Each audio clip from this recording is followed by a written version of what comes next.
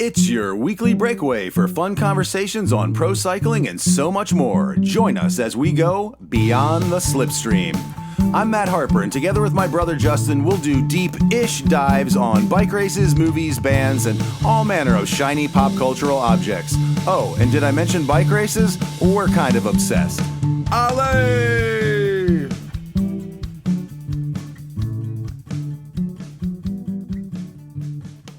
Hello and welcome to Beyond the Slipstream. I'm Matt and this is my brother Justin, and today in our first segment we'll recap the men's edition of the 2025 UAE Tour, which has just finished up in the Emirates. In our second segment, we're headed back to Europe for reviews of the Vuelta Andalucia and the Volta Algarve. And in segment 3, the long-awaited Saturday Night Live 50th anniversary special. We're going to dive deep and dissect the star-studded 3-hour-long comedic juggernaut. And no Beyond the Slipstream podcast would be complete without a ride in the Broom Wagon. Allez!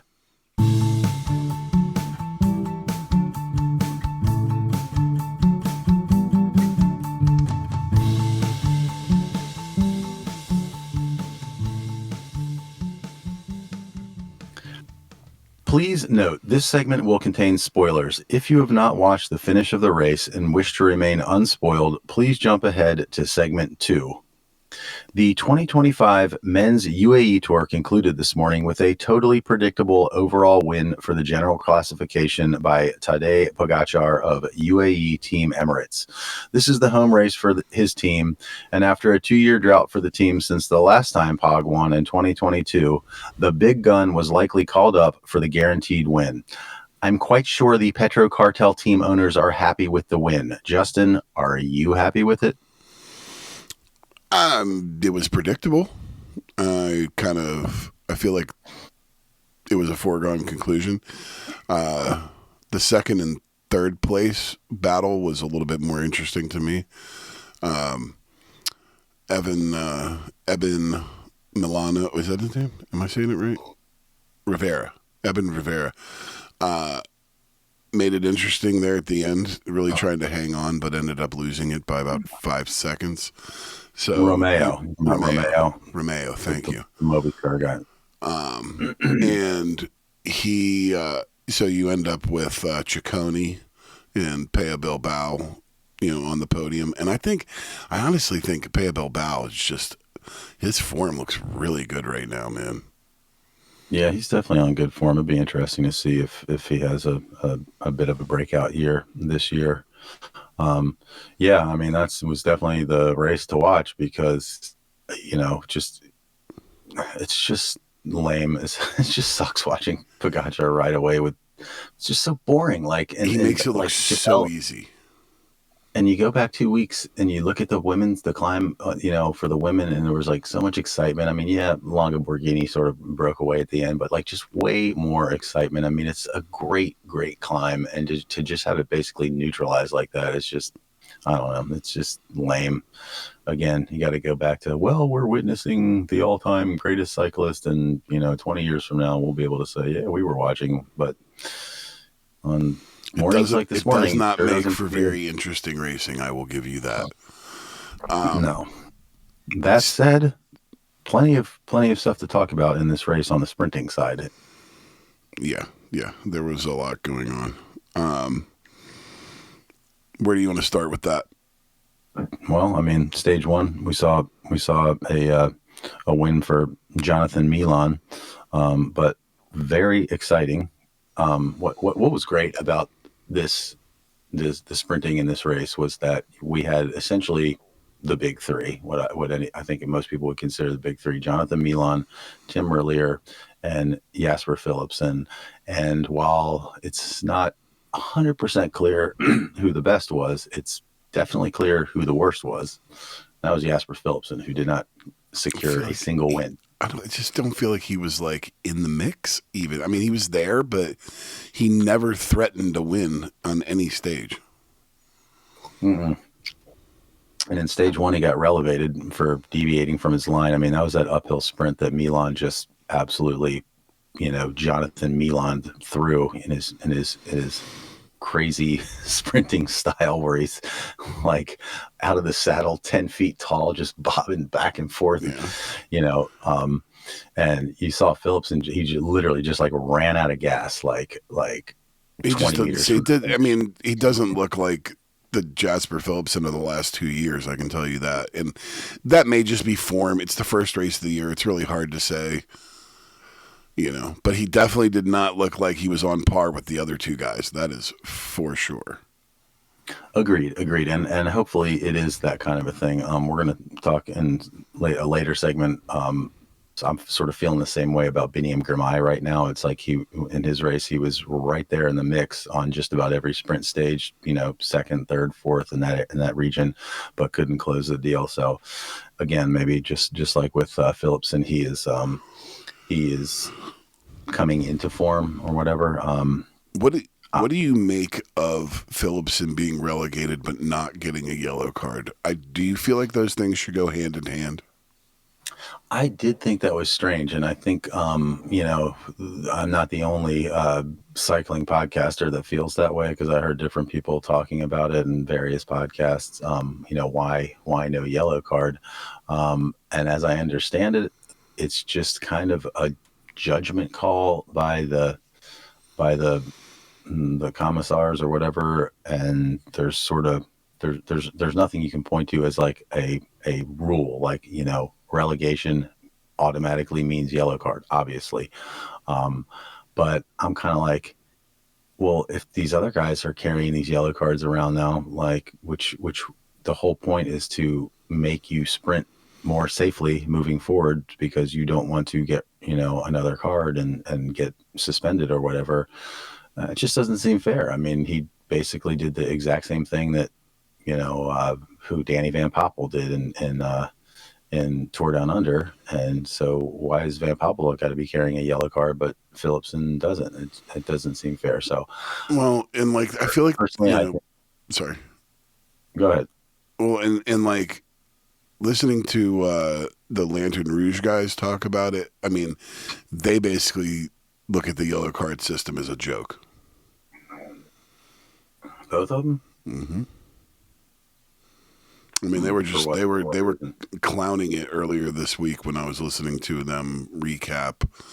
I can't remember what they were recapping, but maybe it might actually just been their episode this week. But I don't know. It seems to me like they should go hand in hand. But like I said, I'm not the expert. I'm just a guy that likes to watch it. So Yeah, I mean, I don't know. We talked about it before, and we're both on the side of safety and everything mhm, like that. for And sure. I feel like at least Benji on Lantern Rouge is kind of okay with it because he's a big rider safety advocate. I mean, they both are as well. Who's not? Who wouldn't be? But um, I just think it's got that to be a they way to dole think it that out more fairly. I just think that they don't that they feel like it's toothless. Yeah.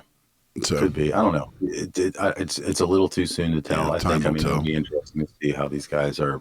Halfway through the year when it's actually coming into play. So, um, well, I will say, in my opinion, there was clearly one sprinter who was the best, and that would be Tim Merlier.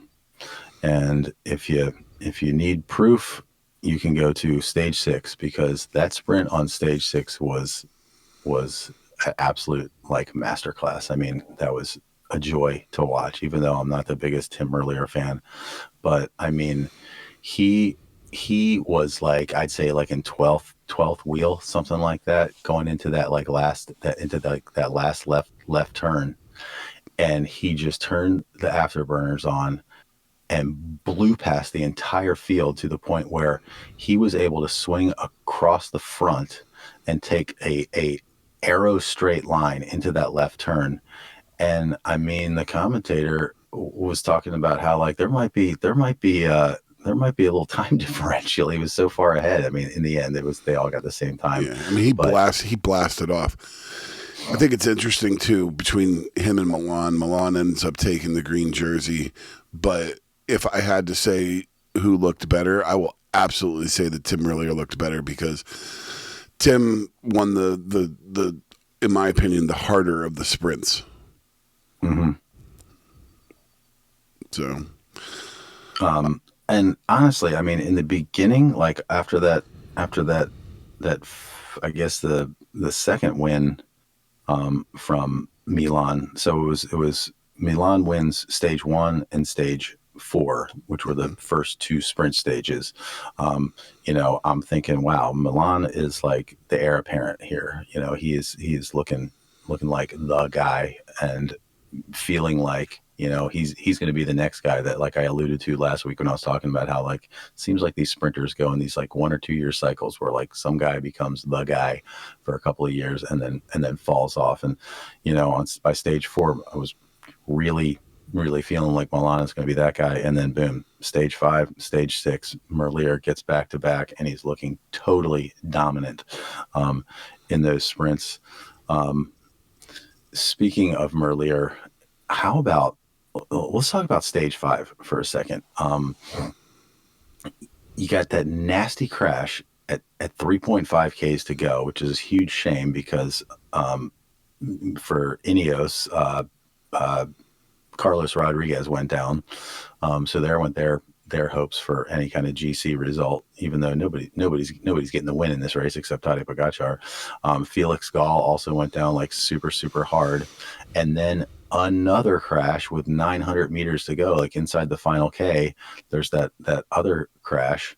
Um, and then in the sprint itself, Milan ends up in the win for like 200 meters at the end, which is sort of his thing. He's often just all by himself out there in the wind, just powering through. But I think it finally kind of caught up with him then. And of course, Jasper really wasn't even involved in that sprint. But then afterwards, no, it Merlier was takes the Welsford win. and Corbin that were in the mix with him right there. Yeah. And then uh, uh, Merlier gets the win. And after the finish line, he like hits a press person, flies off the bars, and like hits his head hard. I mean, obviously he's wearing a helmet, but like, what's going on? Like the amount of crashing, it seems like a lot this year. I don't know. Is it just me? I don't know. I mean, I think that's probably situational awareness for the people. You don't know. They could have come through there. It could have been really tight. There might not have been a lot of room for him to move about.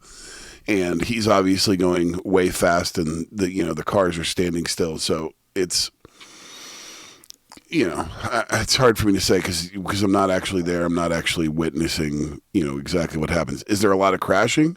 In the last week, yeah, a lot. There's been a lot of Yeah, I find myself safety issues, in my opinion, for the last 2 weeks. for sure, for sure. Although you have to say, with like this thing, man, ain't no cars gonna be driving onto the course in UAE Tour. They got that thing on a lock over there. There's like no like doubt. Yeah. I mean, that's like a nation. That's like a control freak nation. So, And I mean, you're not, it's even at every roundabout, they've got guys with flags doing this to direct people around. And it's oh yeah, very different organizationally wise, to watch that race versus some of these smaller European races.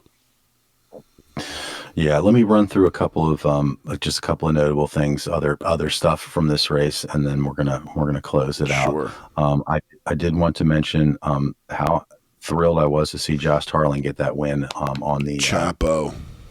on the stage two time trial, because it just seems like he was constantly getting second behind Remco last year. So really nice. Surprised also to see Bissinger in second, because like that dude is just diminishing returns. They're always talking about, oh, Stefan Bissinger, and then he comes in 17th or something, and um, he beat Pogacar. So I like that. I liked seeing some good stuff out of our boy Dan McClay. So really hoping he'd be there in that stage six sprint, because he was getting that perfect lead out from Van der Sande, Yeah. and was just like super positioned, and then just like disappears and ends up in 12th or something like that. So that was a real There shame. was a But lot going on in those sprints. I mean, positioning was very, very crucial. And like I said, Merlier in that win on stage six was so far back. and so far out of position. The only reason he wins is sheer power, because he goes around the whole group in the front to angle in and slot into that lead spot. So it's hard, especially, he comes swinging from the left. If you're on that right side, you're getting pinched. Yeah, I mean Phillipsen in that sprint Merlier came right around Phillipsen Phillipsen was like the last guy he went around.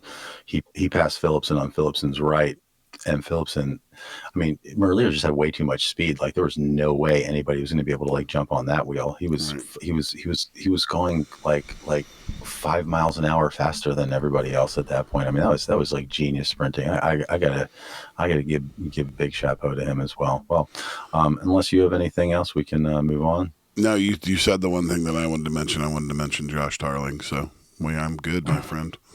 It was All right. Well, fun race in the desert. yeah, fun except for the GC. All right. Well, we'll leave it there, and we will be right back.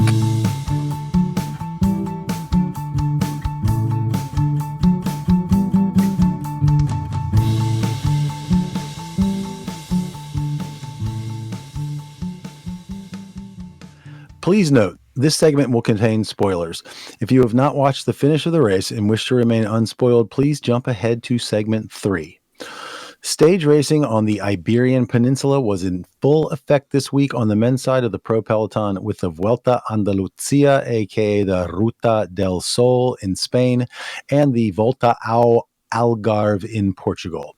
There was lots of action in both races, but unfortunately the most notable occurrence in either race happened beside the finishing straight of stage 1 in the Algarve. Justin, it's really the only choice for our starting point for this segment. Go. That was one of the craziest things that I've ever seen. It happened. I watched it live. It was on my day off, and I got up and I had just had a great morning of watching racing, and then. So describe for the listener what happened. This is stage 1. This is stage 1 of the Volta Algarve. At the very end of the stage, leading into the sprint, there was just kind of a little chicane that happened right before the last final straightaway. Probably, I don't know, 1,000 meters, maybe less. And, less. Half the peloton, or 3/4 of the peloton, followed the motorbike, which shouldn't have pulled off, into the car pull off, because there just wasn't anybody. I mean, there was somebody there, but it just wasn't clear. And the peloton obviously is just all momentum at that point, just pulls and goes down. And it's wild, because as you're watching it live, you're like, wait a minute, because they're flying through columns of people. All right. They are like with no barriers, and you're like, what is going on? And they are going fast. Well, it's crazy nuts. Because like the riders don't know, like they're in the heat of the race, and like it's all on the line. This is their job, you know what I mean? So like they're not stopped. Like you can sympathize with them kind of not knowing what's up, and going back and watching the replays.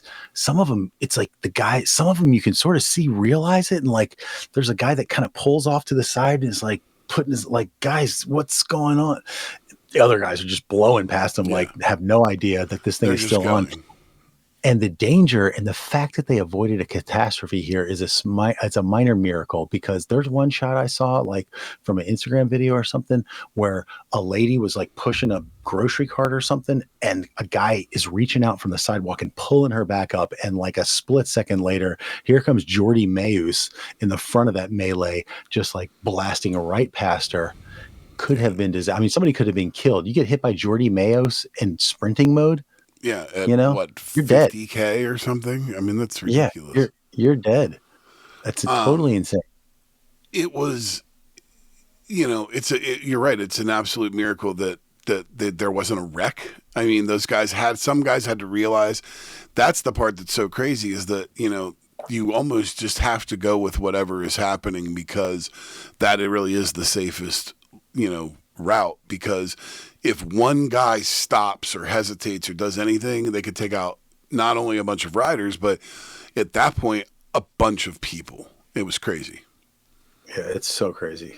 So fucking And crazy then that happened. Filippo Ganna goes across the finish line on the actual finish line, and then Because he knew the course, that yeah, was the thing. I mean, that was the big debating point. Is like, does he get the win? Like, what's up with these other guys? Is it their fault that they followed the motorcycle? And I felt that all the commentators and people that I heard talking about it were sort of universally agreed. It's like, nope, you're a rider, and it is your responsibility to know the course. yeah. You know that. I So, think the and fact Filippo that they Ganna, who nullified had the ridden it stage, before. they nullified the stage. I mean, it's like give everybody at the same time, but give him the win. It's not fair not to give him the win, in my opinion. I agree. At the same time, he would not have gotten the win if there wouldn't have been that fuck up. So I can kind of see both sides. Here's where my heart really broke, though. I'm trying to remember who it was that they were interviewing afterwards. It was I feel like it was a guy from Cofidis, and he was just like the disappointment was just like dripping out of him. And he says we just raced for 190 Ks to be denied a chance at the win. He's like, what, like that blows, like he was just like I didn't even think about it. 190 Ks and Yeah, somebody effed this thing up. And like, I just suffered. I just suffered for 5 hours brutally for this one chance to do what I do. And it was just, it's wow. heartbreaking. Yeah, that's crazy. So, well, why don't we start, as far as the segment is concerned there, we can start with Algarve since we're talking about stage one already. So what Ghana did retain was the leader's jersey going into stage two. He didn't get credit for the win. So that means Ineos didn't get credit for the win. But Ineos, as we'll see, will come out of this race with a decent result. But Yeah, yeah, one other thing I wanted to mention about that, and sort of ties into the whole race in general, is that they had some really good drone footage in this thing. It was limited; it was only like finish line, but they definitely had a drone in the air over the finish line for several of the finishes in this race. And on the first stage with that craziness, there's one extra shot, and it's the drone shot, and it's in front of the peloton, so it's like flying backwards, like looking back. it's on our Instagram page. Oh, really? Yeah, Yeah, yeah. That shot is awesome, yeah, and like just being able to watch what's happening on both sides of that thing is just yeah. it's freaking crazy. It's still insane to just think that happened. Yeah. So Jan Christian wins on stage two, and does he take the jersey at that point? Yes. And then you had two sprint stages with Jordi Meus and Milan Fratan winning. Love to see Cofidis get another win. That's another win for him in about a week's time. Really glad to see those guys getting those wins.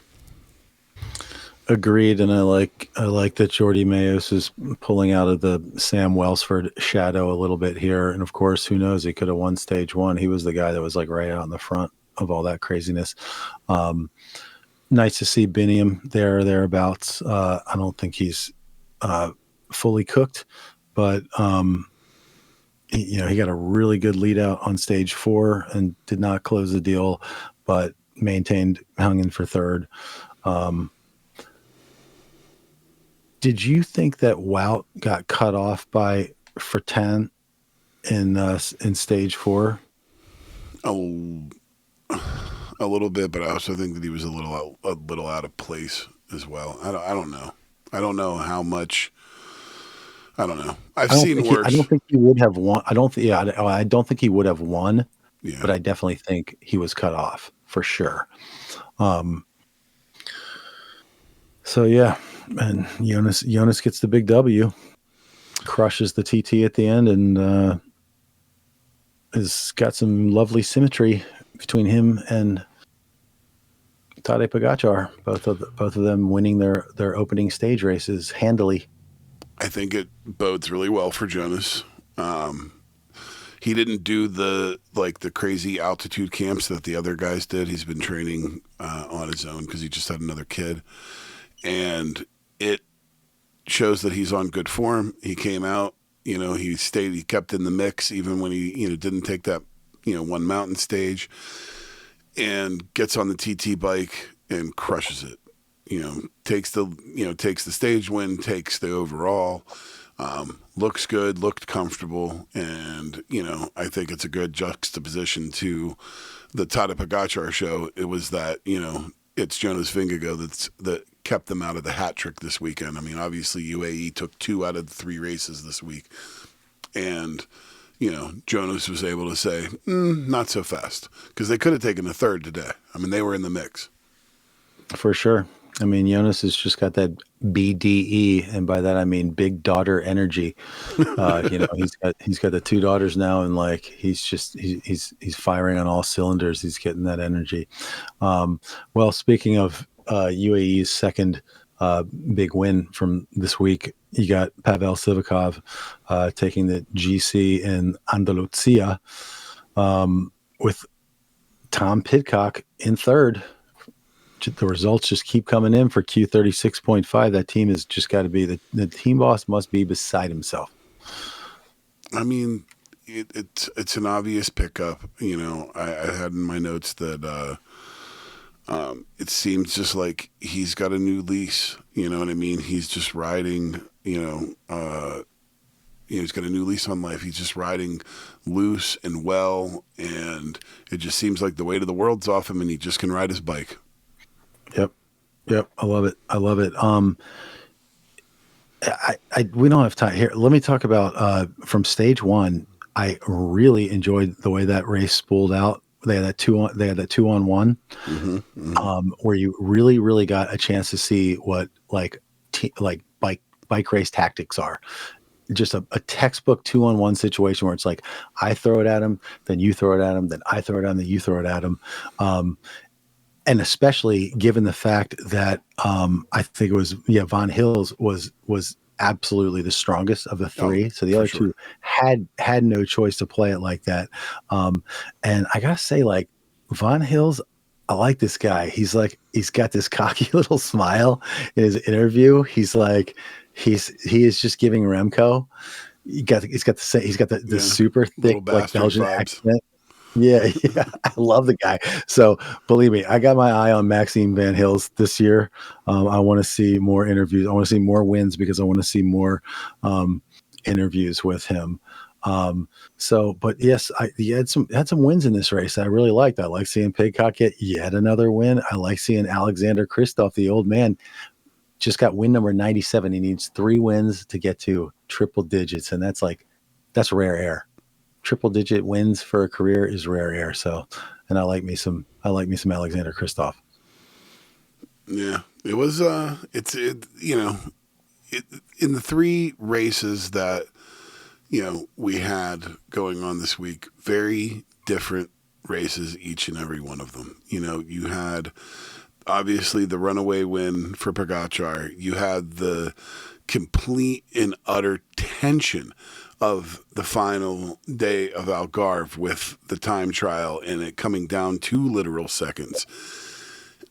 And then you have a beautiful, tactile race of, really, really, really great riders that, are not necessarily your biggest names getting to shine and really put on a great show of really excellent bike racing. And the run up at the end with the Rock of Gibraltar. I mean, come on, man! Like the final stage.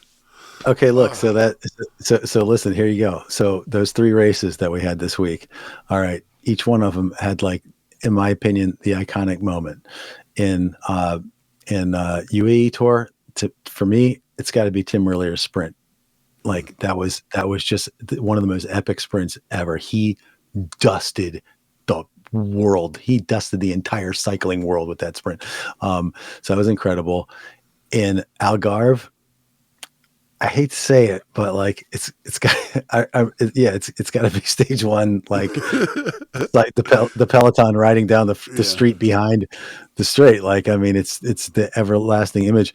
And in wait, is Algarve the one with the Rock of Gibraltar? No, that was in yes, and in Andalusia, it's the Rock of Gibraltar. Yeah. Three iconic, like, Yeah. there you go. Yeah. I'm telling you. There's your week. This is There's your week look, right there. Look, this is why bike racing is awesome. It is So, you never know exactly what you're going to get or get to see, and it was just a wonderful weekend of racing, and I look forward to much more coming soon.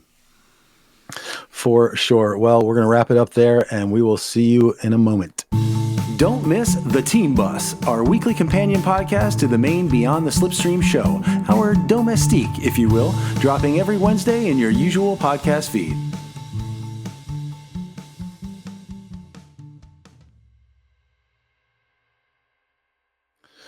Saturday Night Live has been a mainstay in late night television for 5 decades and remains as vital and electric as ever in its 50th season.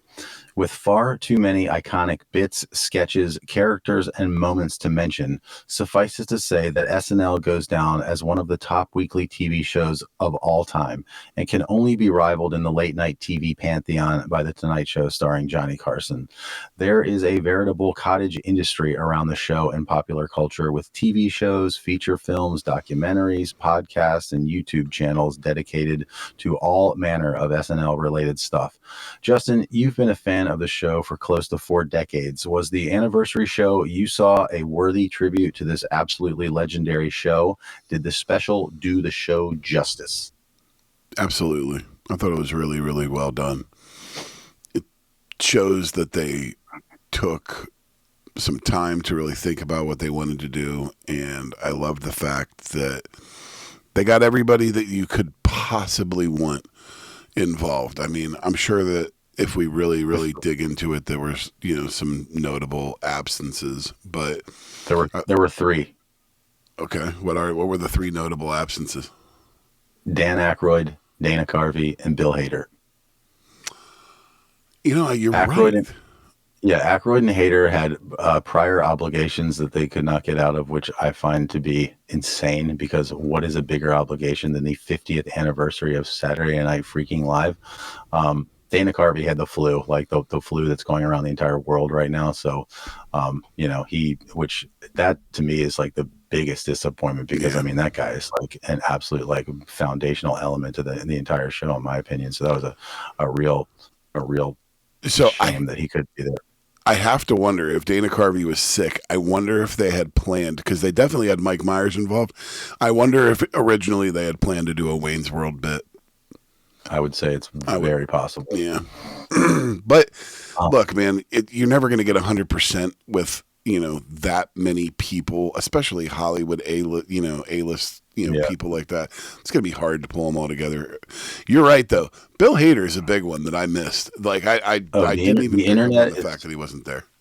The internet is not happy that Bill Hader was not there. Like the internet wanted Stefan on the 50th anniversary show badly. So that was a shame as well. But overall, I agree with you. Like, just some great stuff. And I really feel like, in a way, they sort of stayed true to the show itself. I mean, they did it justice in that, they just had some oddball, like random quirky stuff. They had people getting super embarrassing, just doing cringy stuff. They had some great music on there. They had some classic stuff, some new stuff, some old stuff. I mean, they really kind of had a great, like, eclectic mix of everything. It was interweaved very, very well between kind of like the standard Saturday Night Live fare and, this is something special, and let's try to get as many people involved as possible. Yeah, and it was cool. I mean, the audience itself, I mean, literally, like, you'd see these shots of the audience, and literally every single person in the frame is like some A-lister. I mean, there was one shot where it was like, in one picture, it was like Steven Spielberg, Kevin Costner, and Cher. Like, my wife and I kept pausing it and being like, "There's that person, and that person, and that person, and that person." Let's roll through. I'll lead us through this, because I basically have a note for every single sketch that was in the thing. I'll pop through some notables, and then if there's any that you know. So I want to say, got to mention the opening, like Paul Simon, like that guy was just looking old. I get why they started with him. He was there from the very, very beginning. I also understand he's like really good friends with Lorne, but like, and that's, it was a good choice for the song. Homeward Bound is like a good, cause like everybody's coming home, but like he was just down. Like I really think a better opening for that show would have been what they opened the big concert on Friday night with, which was Jimmy Fallon doing the Blues Brothers thing with like a bunch of Blues Brothers backup dancers. It was big, up tempo, etc. So yeah, I could totally see that. So I thought that was, I don't know, it was a kind of a down way to start the show. But right behind that though, Steve Martin, perfect choice for the opening monologue. Like I think he's part of like the double digits hosting club, you know, like he's one of the hosts and did a great job. Funny monologue, got off some good jokes. He's aged well, hasn't he? Like, I mean, I'll tell you what. Yeah. Dude. Oh yeah. He's killing it. I think the first like great sketch was the Fred Armisen, Lawrence Welk, where Kristen Wiig is like the Ferrell. Little with the hair. Yes. She's got the Will Ferrell doing Bob Goulet. I mean, I was screaming with laughter in that sketch, and it kind of didn't stop from there. I mean, that was great because coming right after that, you had Black Jeopardy with Eddie Murphy doing Tracy Morgan next to Tracy Morgan. Yes, my God. So good, so good. And I would have figured that Tracy would have been not as good a sport as he was. I feel like he was a pretty good sport about it. And I think maybe 10, 15 years ago, Tracy Morgan would not have been as good a sport about that. But it was really, really good. Agreed. Weird choice to like bring Tom Hanks in at the end to do that MAGA character. Thing. Like, yeah, it's just like that thing totally fell flat at the end. But I love seeing Eddie Murphy throughout this thing, like because he, you know, a lot of people credit him with basically saving that show. Like when he came onto that show, it was just about dead, and like he was so funny and he was so hot right then that he kind of like, you know, people started tuning in to see him and things turned around. All right, so coming right out of that sketch, the very next thing was it was like a montage of physical comedy over the years. Could not have picked a better person to set that sketch up. It was Emma Stone with her crazy pocket dress, and then Molly Shannon as Sally O'Malley, and she. Who does physical comedy better in the history of SNL than Molly Shannon? Like that woman is absolutely fearless. Thrown herself into a dozen steel chairs. Like Farley fell through a balsa wood table. That chick jumped onto metal chairs.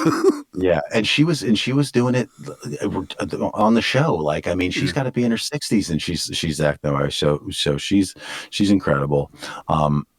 After that, you had a great sketch that's like a current modern sketch that they're doing like right now on the show, which was like the Domingo Martin bit? Short. Exactly, Domingo with the soul patch and Pedro Pascal. You get Bad Bunny out there, hysterical. Yeah, I like that Domingo bit. Oh, always hilarious. And you know what? One of the things about that bit that I think is really, really good, that kind of it goes under the radar is there's always like a singing thing where like all the bridesmaids are up there doing a song. If you notice, they very purposefully sing like off pitch, just like you would like you'd get at a wedding, like an actual wedding with non-professional singers. And trust me, every one of those women, if they wanted to, they could sing on perfect pitch. Like they could make that sound incredible, but they don't. And it's so perfect for the sketch. Yeah. After that, you got a Deep Thoughts with Jack Handy, something I haven't seen on the show since like the 90s or whatever. That was great. And then it bounced to that like Q&A thing with Tina Fey and Amy Poehler, and there was some crazy stuff in there. I love them kicking at John Lovitz, who was like sitting in the American Girl store across the street. I'm watching with my kids and I'm like, girls, we've been there before. You had the Keith Richards lost scarf with Zach Galifianakis with Keith Richards scarf around his head. Perfect use of Galifianakis. I loved it when they went to Julia Louis-Dreyfus and she made a comment about like Adam Driver being super intense next to her, and they like pan over and Adam Driver's sitting right there just like looking very intense. Yeah. Fred Armisen trying to resubmit his vampires sketch from like 20 years before. You think you can get this to Lorne? So funny. All right. So then after that, they had a digital short with Andy Samberg and Bowen Yang doing SNL Gives Me Anxiety or whatever. Amazing. Parnell Yeah, is yeah. such a badass MC, bro. I don't know what it Parnell's is about. oh So, god, it's because that dude needs to he's put out a so rap cut down. album, bro. I would listen to that. Oh, I know, I know. So then, so you get your first musical number, which was well, your second after Paul Simon, which was Miley Cyrus and Britney from Alabama Shakes. This was a big moment for me. Yeah, nothing compares to you, and they did it Prince style. If you've ever heard the original Mm-hmm. Prince version of that song, that's how they did it. Totally awesome, and it did not get past me that the Telecaster that Brittany Howard was playing was that same like brown telly with like the black pick guard. That was the one that Prince used, if you recall. And like I just So love that little yeah. the other thing that I think is really interesting about this choice of music is the fact of Sinead O'Connor's connection to that song, and the fact that what happened, the way that she was crucified for what she did all those years ago. I feel like that was SNL's way of saying, apologizing to her posthumously, because obviously she was way ahead of the curve when it came to that. And, Yeah. When you look at how things have aged over the years, that is a thing where, in my opinion, she was so right to do what she did. And I think that was SNL's quiet way of acknowledging that. Yeah, yeah. All right. So after that, they went to Weekend Update. I thought it was pretty good. You got Che and Colin Jost. I love the two of them. There was a bunch of funny lines in there, like are these flare jeans AI, and like I just blew Michael Che. Cicely I like how Tyson, or not Cicely Tyson, but Cicely, I can't think of what her last name is, but strong. Cicely, yeah, and Bobby Moynihan were hysterical. Yeah, they I are love hilarious. that character where she's like, where she kind of says things wrong like that. I could watch her do that every week. I think it's hysterical.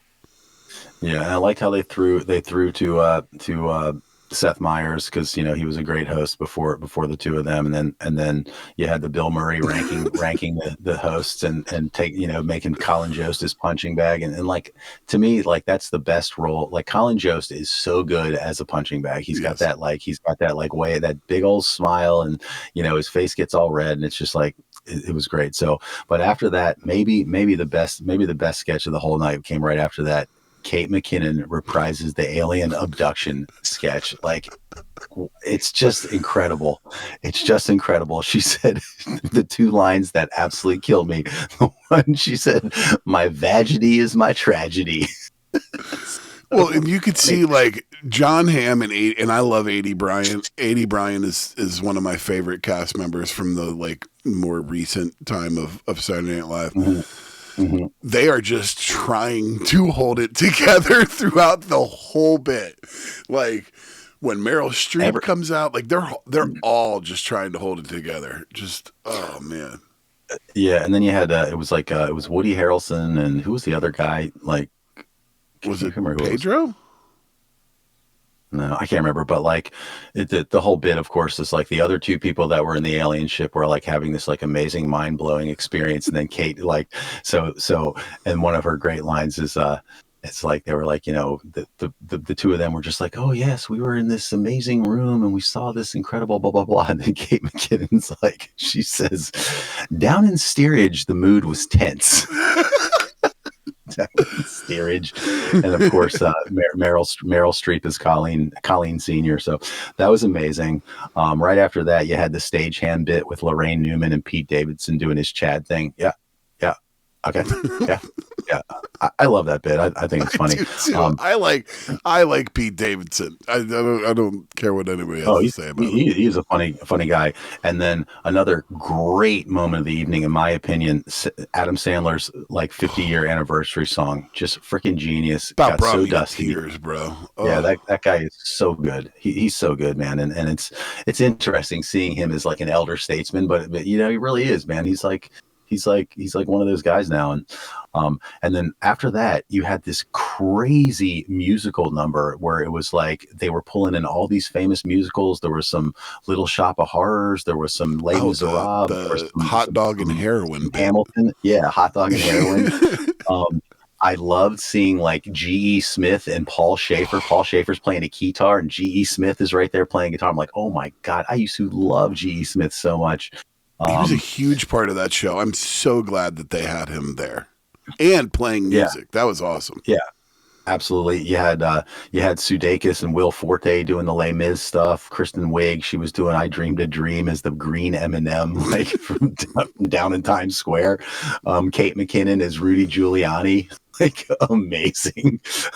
um, and then yeah, ScarJo and Paul Rudd were doing the Little Shop of Horrors thing. ScarJo was perfect for that. Just amazing. Um, and that's one thing I have to say, like I feel like in recent years, like Saturday Night Live has gone big on like the musical numbers. They have done some like really insanely like like large scale production numbers on those, and very very impressive. Baldwin came on to update to intro the commercials, like commercial parodies montage, and he did the third year veneers and after update.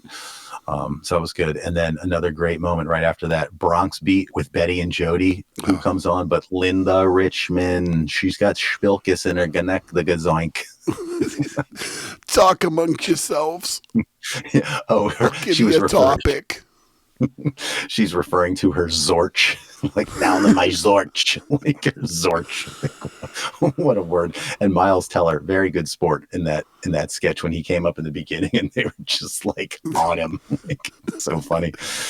Um, and then Tom Hanks comes on and intros that whole like montage where they did all this stuff over the years that like hasn't aged well, including I was shocked when Chevy Chase was straight up like saying the N-word to Richard. Like think about that. Chevy Chase I called know. Richard Pryor Live an on TV. N-word on live on national Yes. television.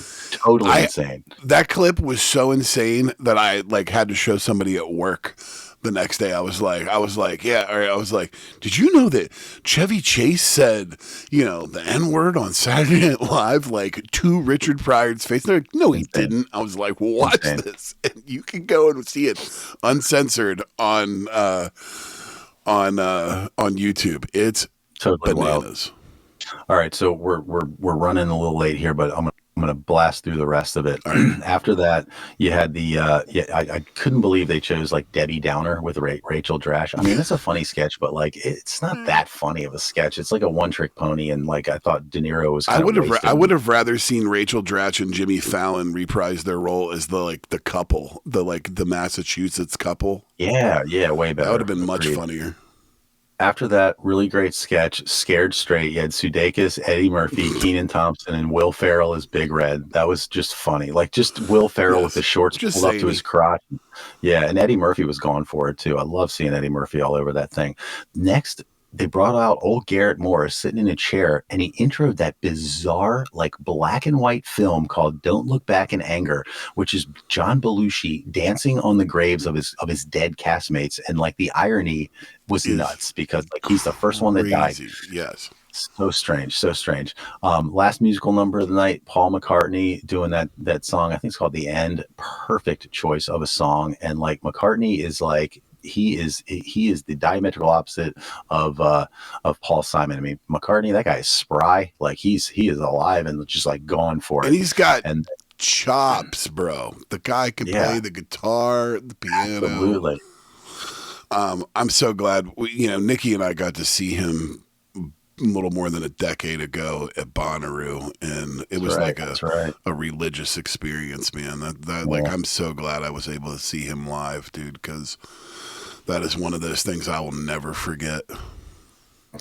Yeah, that's amazing. So, and then last thing of the night, it was Martin Short doing the thanks for joining us at the end, and having Lauren like right up there, so sweet, so nice, and all Did the you people did coming you up catch that Paul hugging Lauren. Simon helped Garrett Morris like stand up?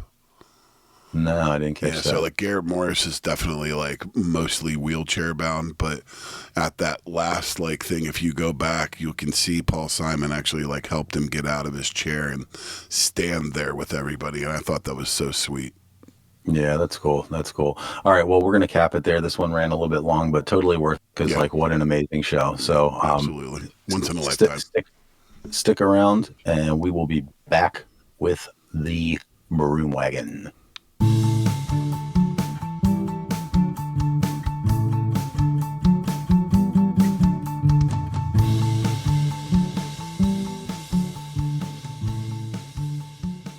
All right, go ahead. All right, we are back, and it is time for another rando ride in the Broom Wagon. Justin, what have you got for us this week?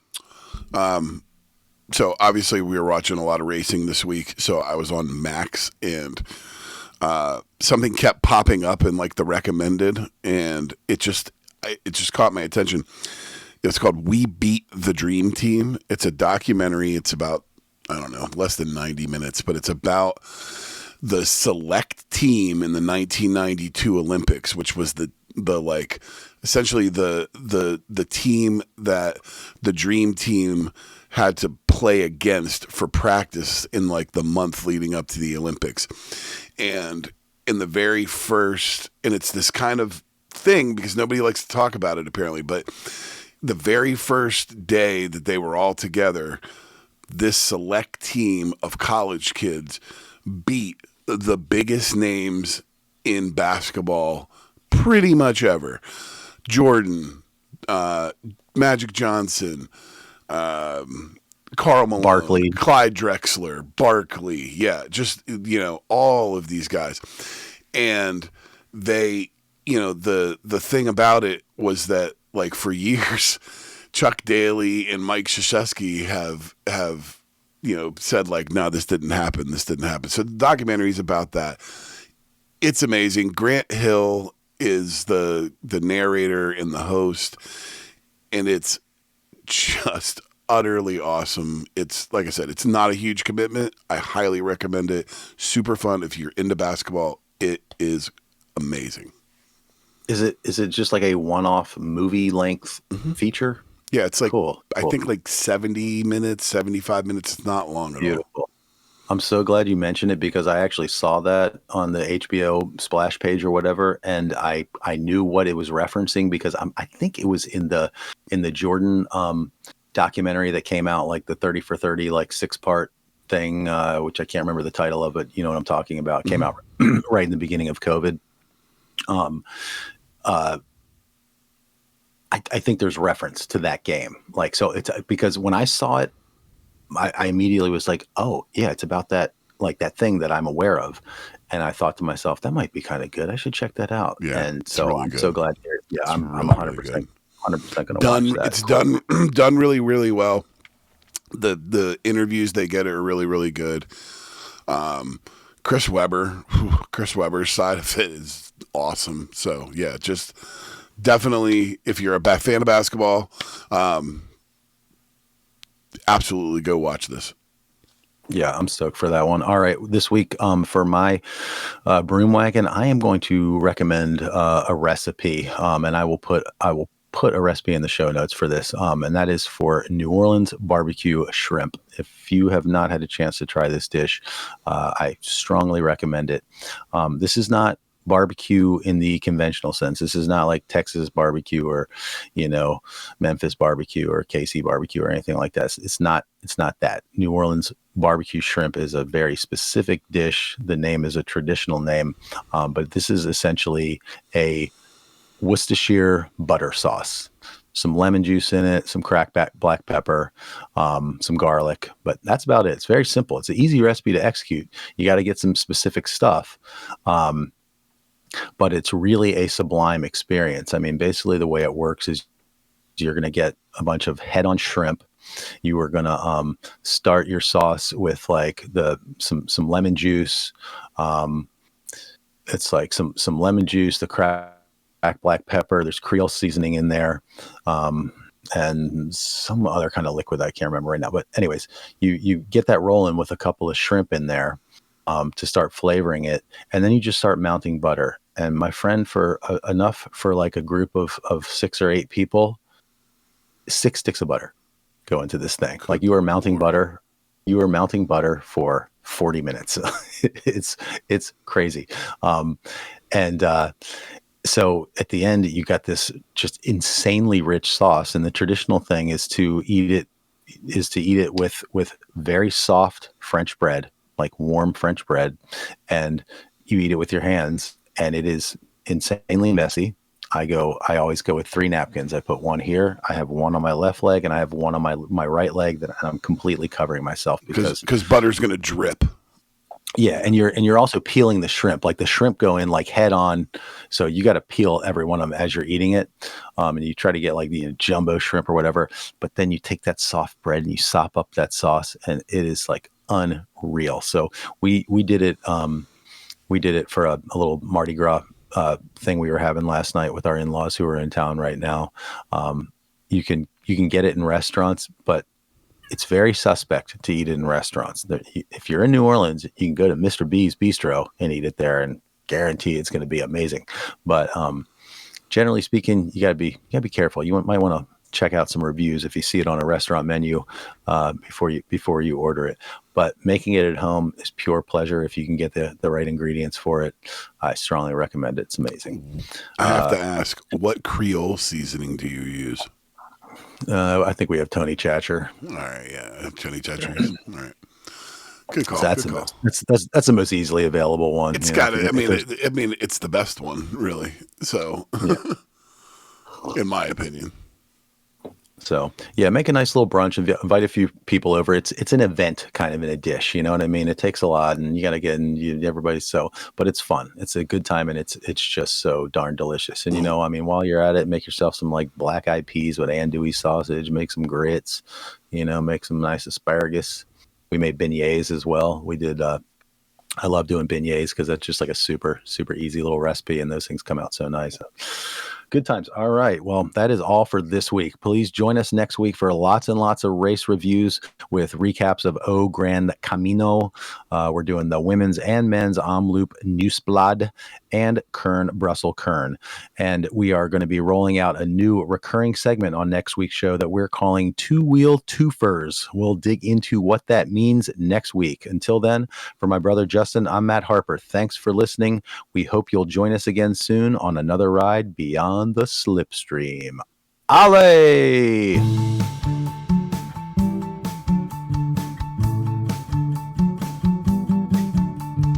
Beyond the Slipstream is a production of Harperama. Find us on Apple Podcasts, Spotify, and YouTube. Please like and subscribe, smash that button, leave a 5-star review, and most importantly, tell all your friends about us.